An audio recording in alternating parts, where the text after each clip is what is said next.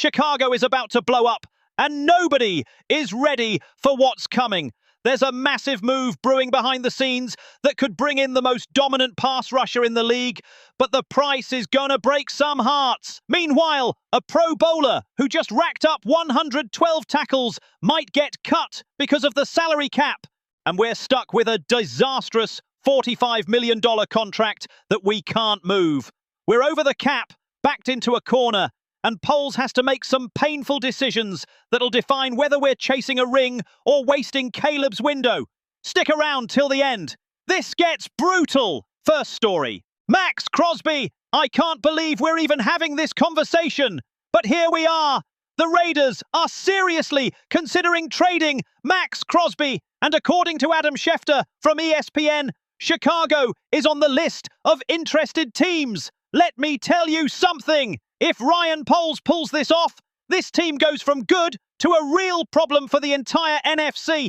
Look, I've been watching this defense struggle to get to the quarterback for years. Ever since Khalil Mack got traded. Yeah, that one still stings. We haven't had a true elite pass rusher who can take over a game. Last season, we had the second worst pressure rate in the entire league at just 29%. That's unacceptable for a city built on defense. For a city that had Richard Dent, Julius Peppers, Khalil Mack in his prime. While the Packers got Rashan Gary wrecking QBs every Sunday. While the Vikings got Jonathan Greenard doing his thing. While the Lions got Aiden Hutchinson straight up dominating. We're out here begging for a consistent pass rush. And that's not what Chicago is about. Maxx Crosby had 10 sacks by himself last season. 10.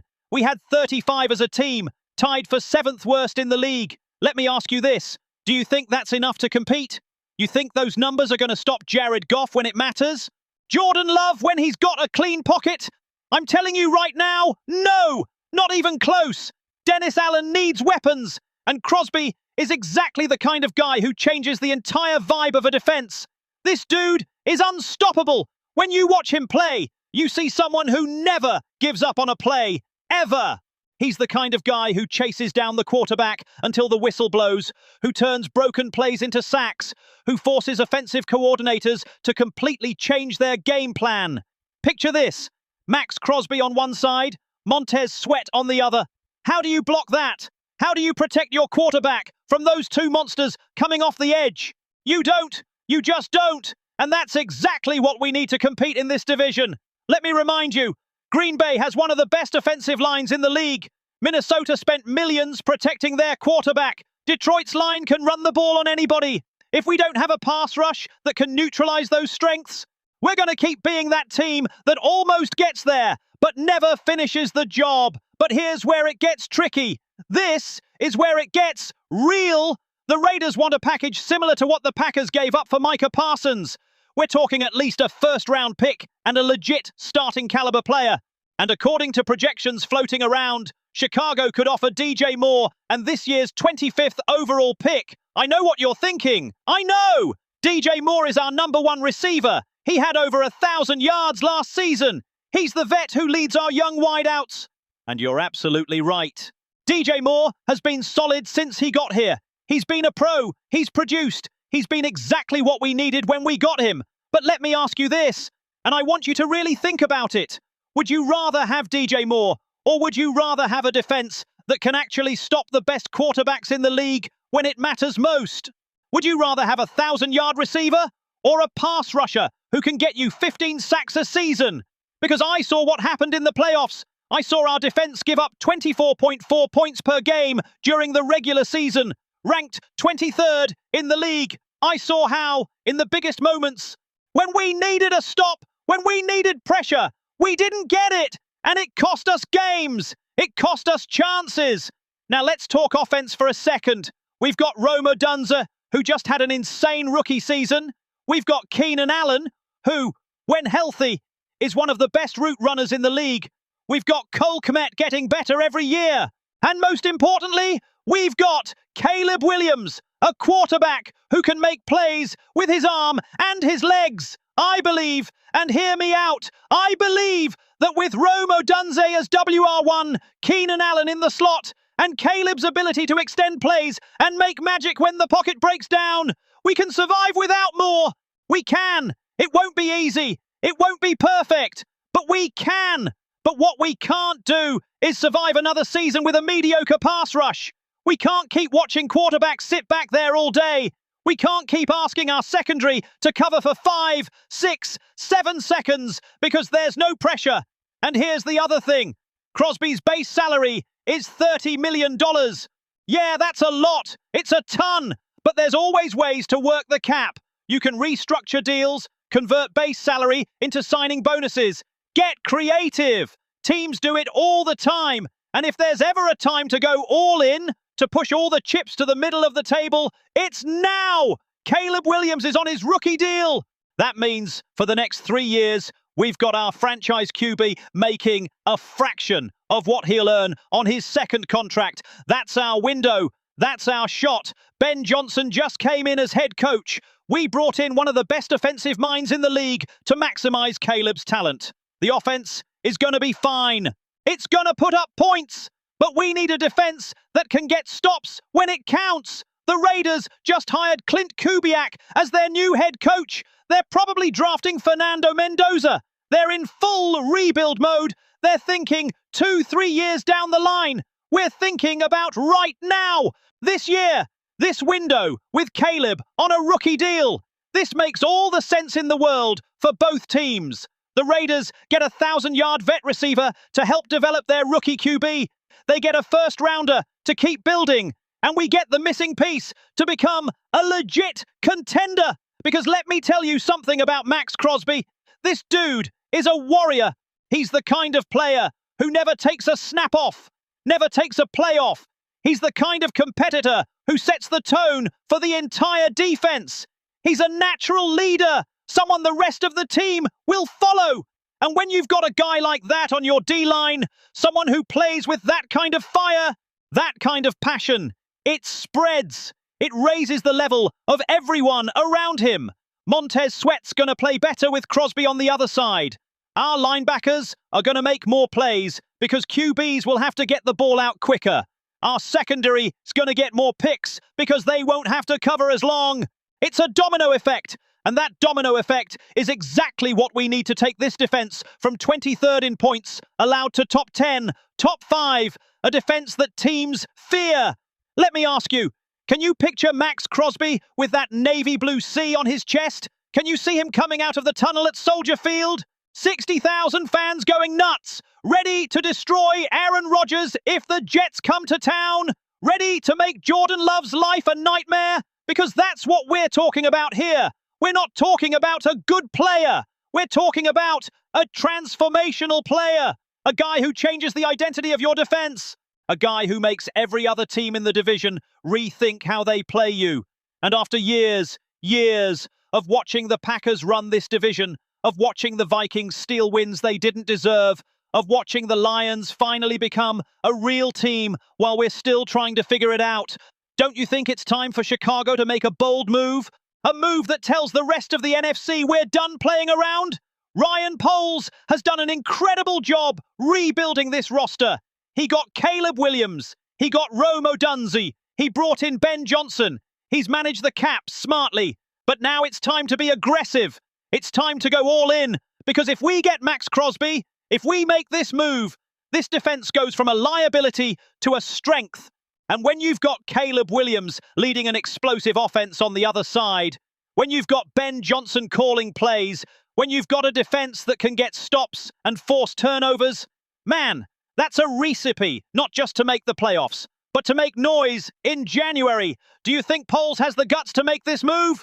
Do you think he's willing to give up DJ Moore and a first-rounder for an elite pass rusher? Because I do. I think Poles knows this is our window. And if he pulls it off, if he lands Maxx Crosby, Chicago's going to be the most dangerous team in the NFC next year. And I'm not exaggerating one bit. If that shocked you, wait till you hear this. Because what's coming next is painful, but absolutely necessary. Second story, Tremaine Edmunds. Tremaine Edmunds might get cut. Yeah, you heard that right. The linebacker who came here as a Pro Bowler just 2 years ago. The guy who racked up 112 tackles in just 13 games. One of the few consistent bright spots on our defense might not be on this team next season. And it's all Absolutely all because of the damn salary cap. Let me break this down for you because it's complicated and it's frustrating. Right now, as of this moment, the Chicago Bears are $5.3 million over the salary cap, according to Over the Cap. That means before we make any moves in free agency, before we sign anyone, before we even think about bringing in new talent, Ryan Poles has to find a way to clear space. He's got to make some painful moves. And here's the issue. Tremaine Edmonds has a cap hit of $17.4 million next season. 17.4! If they cut him, if they make that tough call, they free up $15 million. That's a lot of money. That's the kind of money that lets you keep Kevin Byard, who just led the league in picks. That's the kind of money that lets you sign a pass rusher in free agency. That's the kind of money that helps you make that Maxx Crosby trade we just talked about. But here's the problem, and this is where it gets really tough. Tremaine Edmonds has been solid, not just good, solid. The guy had 9 passes defended, 4 interceptions, 3 tackles for loss, and a fumble recovery last season. Those are Pro Bowl numbers for a linebacker. He's one of the best coverage linebackers in the league. He can stick with big, physical tight ends like TJ Hawkinson from Minnesota, like Sam Laporta from Detroit. He can run with running backs in the flat. He's way better at forcing turnovers than your average linebacker. And in a league where more and more teams are running 2 tight end sets, where offenses are attacking the middle of the field more than ever, having a linebacker who can cover is priceless. So I ask you, how do you justify cutting a guy who's producing at that level? How do you explain to fans that you're letting go of one of your best defenders? And I'll tell you this, you can't. There's no easy way to justify it. But sometimes football is a business. And the business side forces you to make moves you don't want to make. Dennis Allen just came in as defensive coordinator, the guy who turned the Saints into one of the best defenses in the league for years. And he needs resources. He needs talent. He needs more guys on the D-line. Because right now, after Montez Sweat, we've got nothing. He needs to keep Kevin Byard in the secondary because the guy just had the best season of his career at 32. He needs to add another safety because we're probably losing CJ Gardner-Johnson in free agency. All of that, everything, costs money. And when you're $5.3 million over the cap before making any moves, you've got to find that money somewhere. And here's the cold, hard truth. Chicago could replace Edmonds in the draft. We've got the 25th pick. We've got pick 57 in the second round. There are talented linebackers in this draft class. Guys who can come in and contribute right away. Guys who'll make a fraction of what Edmonds is making. Is it ideal? No! Is it what we want to do? Absolutely not. Is it what fans want to hear? Not even close. But it might be what we have to do if we want to maximize this window with Caleb Williams. Because let me be completely honest with you. I love Tremaine Edmonds. The guy's been a total pro since he got here. Never complains. Always available. Plays hard every snap. He's exactly the kind of player you want in your locker room. He's a quiet leader. Someone who just does his job without needing the spotlight. But when you're building a contender, when you're trying to capitalize on a specific window with your rookie quarterback, sometimes you've got to sacrifice good pieces to get great ones. Sometimes you've got to make short-term painful decisions that make you better long-term. If we cut Edmonds and use that money to get Maxx Crosby, is it worth it? If we cut Edmonds and use that money to sign Trey Hendrickson in free agency, is it worth it? I think yes. And not because Edmonds isn't good. It's because an elite pass rusher has more impact in today's game than even a top-tier coverage linebacker. Think about it. How many games did we win last year because Tremaine Edmonds made a clutch play? A few. How many games did we lose because we couldn't get to the quarterback in key moments? Way more. The Bears relied on comebacks and fourth-quarter heroics way too often last season. We won games we probably shouldn't have because Caleb Williams pulled off some magic late. But ask the Kansas City Chiefs. That's not sustainable 2 years in a row. You can't count on luck and late-game miracles every week. We need a defense that dominates from the first quarter. A defense that sets the tone physically from the first snap. A defense that makes opposing quarterbacks afraid to drop back. And to have that kind of defense, you need pass rush.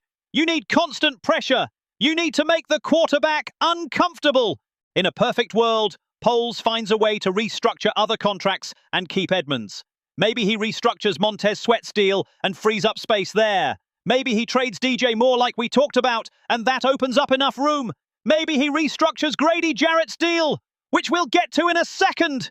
There are options. There are always options. But the reality, the cold reality, is that cutting Edmonds is the fastest way to free up the most money. 15 million with one move. That's cap efficiency. And when you're up against it, when you're over the limit and need to make moves now, sometimes you've got to take the fastest route.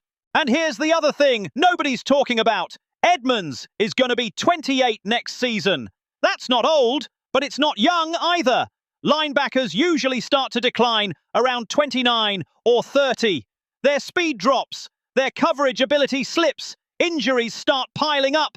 Do we want to pay $17.4 million to a 28-year-old linebacker when we could draft a 22-year-old who'll make $2 million?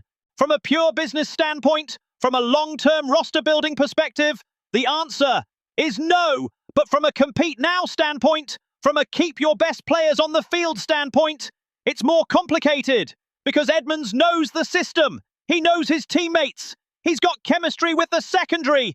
He knows how Kevin Byard plays, how Kyler Gordon plays, how Tyreek Stevenson plays. A rookie linebacker is going to need time to adjust. He's going to make mistakes. He's going to blow coverages. He's going to get lost in Dennis Allen's system, which is complex. Can we afford those mistakes while we're trying to win a Super Bowl? So I ask you, would you rather keep Edmonds and have stability at linebacker? Or would you rather get an elite pass rusher and trust that we can find a linebacker in the draft? Because we probably can't do both. The cap won't allow it. The math doesn't work. And that's the decision Ryan Poles is going to have to make in the next few weeks. That's the decision that's going to keep him up at night. Because there's no right answer. There's the cap-friendly answer. And there's the on-field answer. What I do know is this. If Poles cuts Edmonds, there's going to be backlash. Fans are going to be pissed. They're going to question the move. They're going to say, we're cutting one of our best defenders. And they'll be right to be upset. But if that money gets us Maxx Crosby, if that money keeps Kevin Byard, if that money brings in pieces that make us better overall, then in hindsight, it'll be the right call. Football is a business. And sometimes the business demands hard choices. Painful choices. Painful. Unpopular choices. But choices that are necessary to compete at the highest level. And just when you thought we were done, let's talk about the elephant in the room. The problem nobody wants to admit, but we all know is there. Third story, Grady Jarrett. Grady Jarrett. That name, that contract. This is a disaster. And I don't have any other way to say it. There's no sugarcoating it. There's no way to make it sound better than it is. Ryan Poles gave him a 3-year, $45.5 million deal last offseason, and Jarrett did not live up to expectations, not even close. The guy had 39 total tackles, only 14 of them solo. He had 8 quarterback hits, 3 passes defended, 1.5 sacks, 1.5, and 1 tackle for loss. Those are mediocre numbers for a player making nearly $19 million against the cap. That's production you expect from a rotational guy, not a starter with a top-tier contract. And the worst part, the absolute worst part, is that he only started 4 games all season. 4. He missed significant time with a knee injury. And when he was on the field, he wasn't playing at the level we needed. Now the Bears are stuck. Completely, totally, absolutely stuck. And this is what frustrates me. If they cut him before June 1st, it actually costs them $2.01 million against the cap. Read that again. Cutting him costs money. We don't save anything. We lose more. If they cut him after June 1st, they only save $1.92 million. Less than $2 million. That's nothing when you're trying to free up space to make real moves. That's pocket change in NFL terms. The only real options, the only ones that make financial sense, are to restructure his deal, which would free up $6.63 million, or trade him. A trade before June 1st would free up 10.92 million. After June 1st, it'd be 14.92 million. Now, those are numbers you can work with. But here's the problem. The massive problem that makes this almost impossible. Who's going to want a 31-year-old defensive tackle coming off an injury-riddled, underwhelming season, making nearly $19 million? What team in their right mind is giving up assets for that contract? Nobody! His trade value is zero right now. Maybe you get a 7th rounder if you're lucky. But more likely, no team touches that deal unless Chicago throws in extra picks, which would be ridiculous. So Poles is probably going to have to restructure the contract, convert some of that base salary into signing bonus, push the money down the line, and keep him as a backup behind Shamar Turner. That's not ideal, not even close, but it's the reality of the mess we're in. And let me ask you, because I need you to understand how big of a mistake this was. How did we get here? How does a professional organization with scouts, with analysts, with a whole department dedicated to evaluating talent, how do we end up giving $45.5 million to a 31-year-old from Atlanta? Because Grady Jarrett was a solid player in Atlanta for years. He made Pro Bowls. He was a reliable interior pass rusher. But he came to Chicago, and between the injuries, the system change, and his age, it just didn't work. And now we're paying the price. We're paying the 6th highest salary on the team to a rotational player. 6th! More than guys who are actually producing. More than guys who are on the field every snap. That's terrible cap management. And I know Poles has done amazing things for this organization. But this move was a mistake. A big, expensive mistake that's limiting us right now. Because think about what we could do with $19 million. We could sign a pass rusher in free agency. We could keep Tremaine Edmonds. We could add 2 or 3 solid starters.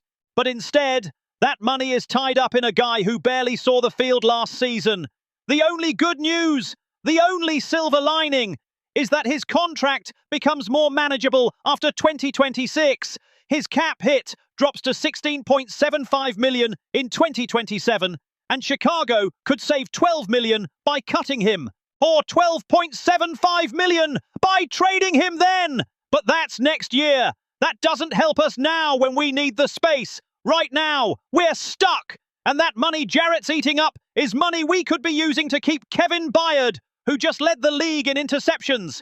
It's money we could be using to bring in another safety, because we're losing CJ Gardner-Johnson. It's money we could be using to land a pass rusher who can actually change games. The Bears need to restructure his deal immediately, as soon as the window opens, to free up that $6.63 million and make the moves that really matter in free agency. Because every dollar counts, every penny counts when you're trying to build a contender, and you're $5.3 million over the cap. Now, let me be fair for a second. Let me give Jarrett the benefit of the doubt. I think he can bounce back. I want to believe he can bounce back. The guy was never really healthy last season. That knee injury clearly affected him more than they admitted publicly. When he's healthy, when he's 100%, Grady Jarrett is a solid interior pass rusher who can collapse the pocket from the inside. He can eat up double teams and free up other guys. He can be effective on 3rd downs. He's got the tools, he's got the experience, he's got the football IQ. But we need to see it on the field. We need to see that he can stay healthy for 17 games. We need to see production that at least partially justifies that massive contract. Because if he has another season like last year, if he misses significant time again, this contract is going to be impossible to move. And here's what really worries me. 31-year-old defensive tackles don't usually get better. They don't get healthier. They don't get more productive. The age curve for interior D linemen is brutal. Most of them are out of the league by 32 or 33. We're betting that Jarrett can buck that trend. We're betting that he can be the exception. And maybe he can. Maybe he's got 2 more years of high-level football in him. But it's a gamble. It's a risk. And it's a risk we're forced to take because we don't have another option. Do you think Jarrett can get back to being the player he was in Atlanta? Do you think he can justify that contract with his play? Because I want to believe it. I really do. But after what we saw last season, after seeing how that money is limiting us now, I've got doubts, serious doubts. And what really gets me, what really pisses me off, is that this was avoidable. We didn't have to give him that deal. We could have gone in a different direction. We could have used that money smarter, but we didn't. And now we're living with the consequences. The consequences are that we're over the cap. The consequences are that we might have to cut Tremaine Edmonds. The consequences are that we've got less flexibility to make moves in free agency. All because we bet on a 31-year-old who didn't produce. That's the cold, hard truth of the NFL. One bad contract can tie your hands for years. It can close your championship window. It can be the difference between being a contender and being a team that almost gets there. And with Caleb Williams on his rookie deal, with Ben Johnson just getting started, with a wide-open window in front of us, we can't afford these mistakes. We can't afford contracts that don't produce. We can't afford to be limited by decisions from the past. Poles is going to have to get creative. He's going to have to restructure. He's going to have to make moves that free up space. And he's going to have to do it fast, because free agency is coming and other teams are already making moves. So let's recap all this, because it's a lot. Maxx Crosby could turn the Bears from pretenders into real contenders, but it's gonna cost DJ Moore and a first-round pick. Tremaine Edmonds, one of our best defenders, might have to be sacrificed to free up $15 million in cap space. And Grady Jarrett has Ryan Poles in an impossible spot with a contract that's choking us at the worst possible time. These are the decisions. These are the crucial decisions that will define whether the Chicago Bears compete for a Super Bowl in the next few years or waste Caleb Williams' window. And I'm telling you this with all the seriousness in the world. Poles has to get these right. There's no room for error, no margin for mistakes, because this is our shot. This is our window. We've got a franchise quarterback on a rookie deal. We've got a brilliant offensive head coach. We've got young, talented pieces on both sides of the ball. But we need to maximize it now, not next year, not in 2 years, now. So I'm asking you, and I want honest answers in the comments. Do you think Poles should go all in for Maxx Crosby? Is it worth giving up DJ Moore, a 1,000-yard receiver, and the 25th pick for an elite pass rusher who could completely change our defense? Let me know right now in the comments. Do you think cutting Tremaine Edmonds is the right move? Or should we find another way, any other way, to free up that cap space? Is it worth losing a Pro Bowl linebacker to get a pass rusher? I want to hear your takes. I want to know what you think. And what do we do with Grady Jarrett? Do you trust he can bounce back and have a healthy, productive season? Or do you think this contract is going to haunt us for years? Was this the worst move Ryan Poles has made since coming to Chicago? Because this is a family. This Bears community we're building here is a family. And in this family, we debate, we argue, and we build the best team possible together. We won't always agree. We won't always see things the same way. But we all want the same thing, to see the Chicago Bears hoist the Lombardi Trophy. If you haven't subscribed to this channel yet, if you've made it this far and still haven't hit that button, what are you waiting for? Do it now. Turn on notifications. Hit that bell, because tomorrow, we've got more explosive news about Ryan Poles' moves in free agency. We've got exclusive info on other possible targets, other cap moves, and what's really going on inside Halas Hall. And if you believe Maxx Crosby is the missing piece to make us a title contender, if you think that move makes us NFC favorites, smash that like button right now. If you think we should keep Tremaine Edmonds no matter what, no matter the cost, drop a "Keep Edmonds" in the comments. This is our city. This is our team. These are our Bears. And we, the best fan base in the NFL, deserve a team that competes for championships. We deserve to see Caleb Williams raise trophies. We deserve to see this defense dominate like Chicago defenses always have. This is Bear truth. This is Chicago. And we don't play around. Bear down, family. Bear down. I'll see you in the next video with more news that's gonna blow your mind.